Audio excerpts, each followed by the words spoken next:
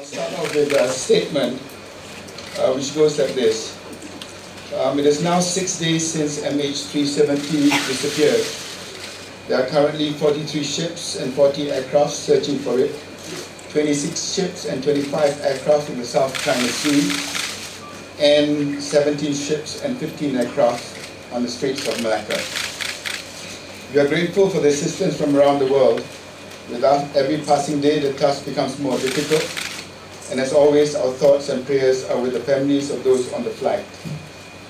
Trust me, we will spare nothing in our efforts to find MH370. Before I take any questions, ladies and gentlemen, I would like to clear up a few issues. Firstly, being on the engine data. I would like to refer to news reports suggesting that the aircraft may have continued flying for some time after last contact. As Malaysian Airlines will confirm shortly, those reports are inaccurate. The last transmission from the aircraft was at 0107, which indicated that everything was normal. Rolls-Royce and Boeing teams are here in Kuala Lumpur and have worked with MAS and the investigations team since Sunday. These issues have never been raised. Whenever there are new details, they must be corroborated. Since today's media reports, MAS has asked Rolls-Royce and Boeing specifically about the data. As far as Rolls-Royce and Boeing are concerned, those reports are inaccurate. On the Chinese satellite imagery, a Malaysian Maritime Enforcement Agency surveillance plane was dispatched this morning to investigate potential debris shown on Chinese satellite images. We deployed our assets but found nothing. We have contacted the Chinese embassy, who notified us this afternoon that images were released by mistake and did not show any debris from MH370. The third issue that I need to clarify is on the FAA directive. The aircraft has been fully serviced and was fit to fly according to engineering and maintenance records. All maintenance checks were in order.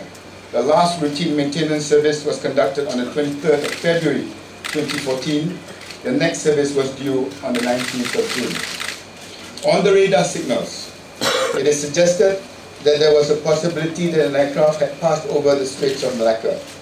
We have a duty to investigate any possibility. We owe it to the families of those on the flight to follow up every lead, and on that basis, we dispatched extra ships and aircraft to search the area.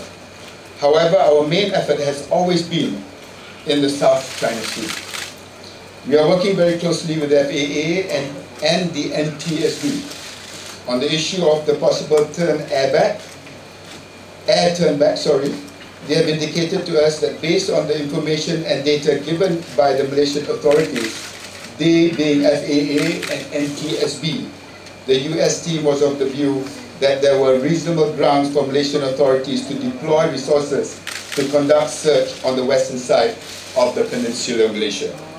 Under the circumstances, it is appropriate to conduct a search even if the evidence suggests there is a possibility of finding even a minor evidence to suggest that the aircraft would have been there. The fifth issue, ladies and gentlemen, is about raw data. As I'm sure you can understand, we would not ordinarily release raw data from our military radar. But in this case, we have put the search effort above our national security. We have shared our data with our international partners, including the US and China, to help with the search efforts. 6. Police investigation into the pilots.